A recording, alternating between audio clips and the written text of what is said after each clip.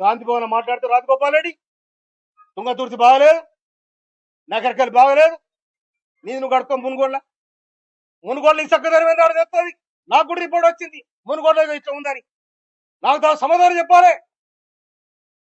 నల్లగొండలో మీరు రాజ్యం అనుకుంటారా? మీరు నల్లగొండ జిల్లా అంటే ఈ పోరాటాల ఘట్టలో తెలంగాణ పోరుబిట్ట మందుల సామె ఖబర్దార్.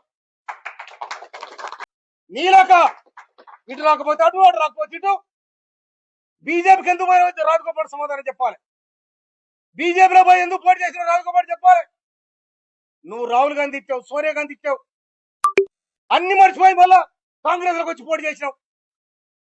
కాంగ్రెస్ లోకి వచ్చి పోటీ చేసి నికార్సైన కాంగ్రెస్, మా కాంగ్రెస్ అంటే వీళ్ళంతా ఎవరు? ఈ సర్పంచులంతా ఎవరు? ఈ కార్యకర్తలు ఎవరు? ఈ లీడర్ అంతా ఎవరు?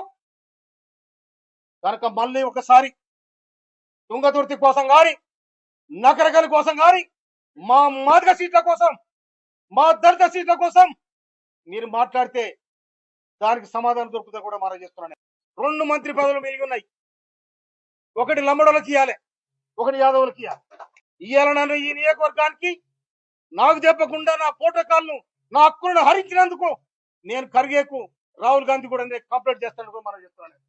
అందుకోసమనే నేను మీ కాళ్ళ చేతులలో కాలు పట్టుకొని నిలబట్టుకొచ్చాను కాదు. నేను కష్టజీవిని, తెలంగాణ పోరాట యోధుడు నేను. అందుకోసమనే సోనియా గాంధీ ఎందుకోసం వచ్చింది? మా మీద పెత్తనం చేయాలని మీకు ఇయ్యలే. మీ అంతా మీరు బతుకుని మీ రాజ్యం మీరు చేసుకోండి. వాడు ఎస్సీలు ఉంటే వానికి ఎవరికి అవకాశం వాడు చేసుకోమని చెప్పింది. కానీ ఇవాళ మా మీద మీ పెత్తనం ఏంటి? మా మీద మీ దులు ఏంటిది?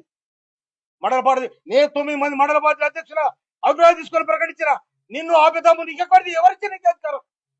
ఎవరిచ్చి నీకు? మళ్ళీ ఏలు పెడితే బలికామని కూడా హెచ్చరిస్తున్నాను.